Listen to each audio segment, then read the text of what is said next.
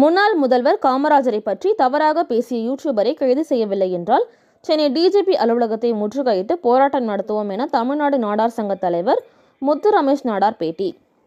தமிழகத்தின் முன்னாள் முதல்வர் காமராஜர் அவர்களை பற்றி இழிவுபடுத்தும் வகையில் சமூக வலைதளத்தில் பதிவு செய்த பிரபல யூடியூபர் பாண்டியன் என்பவர் தனது 5ஆம் தமிழர் சங்கம் என்கின்ற முகநூல் மற்றும் யூடியூபில் காமராஜரை பற்றி இழிவுபடுத்தும் வகையில் வீடியோவை பதிவு செய்திருப்பதாக கூறப்படுகிறது.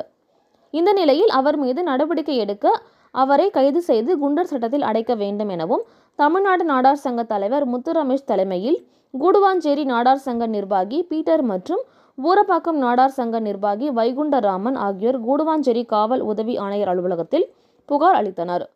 புகார் அளித்துவிட்டு தமிழ்நாடு நாடார் சங்கத்தின் தலைவர் முத்து ரமேஷ் அவர்கள் பத்திரிகையாளர்களை சந்தித்த போது அவர் கூறுகையில், பச்சை தமிழன் காமராஜரை தெலுங்கான் என்று கோரி பிரபல யூடியூபர் பாண்டியன் என்பவர் தொடர்ந்து அவதூறு பரப்பி வருகின்றார் எனவும் இது போன்ற சமூக விரோதிகளை கைது செய்து குண்டர் தடுப்பு சட்டத்தில் அடைக்க வேண்டும் எனவும் அவரை விரைவில் கைது செய்யவில்லை என்றால் சென்னை டிஜிபி அலுவலகத்தை முற்றுகையிட்டு தமிழ்நாடு நாடார் சங்கத்தின் சார்பில் மாபெரும் போராட்டம் நடத்துவோம் என பகிரங்கமாக தெரிவித்தார். சுமார் 50க்கும் மேற்பட்ட ஊரப்பாக்கம் மற்றும் கூடுவாஞ்சேரி நாடார் சங்கத்தினர் இந்த நிகழ்வில் கலந்து கொண்டனர்.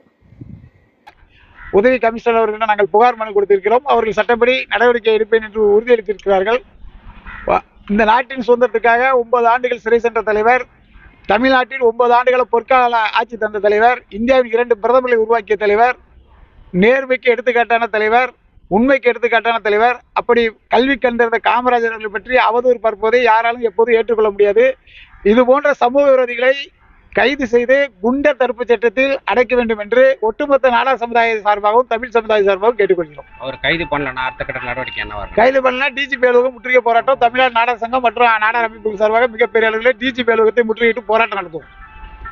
இது போல தொடர்ந்து இந்த காமராஜ் அவதூறு பரப்புறாங்க. அதுக்கு நாடார் சங்கம் என்ன கோரிக்கை வைக்கிறீங்க? நாடார் சங்கங்களை பொறுத்தவரைக்கும் நாங்கள் சட்டத்துக்கு உட்பட்டு காவல் நிலையத்தை அணுகி புகார் கொடுத்திருக்கிறோம். அவர்களுக்கு நிச்சயம் நடவடிக்கை எடுப்பார்கள் என்று நம்புகிறோம். நடவடிக்கை எடுக்காத பட்சத்தில் ஒட்டுமொத்த நாடார் சமுதாயம் டிஜிபி அலுவலகத்தை முற்றுகையிட்டு போராட்டம் நடத்துவது எங்களுடைய நிலைப்பாடு.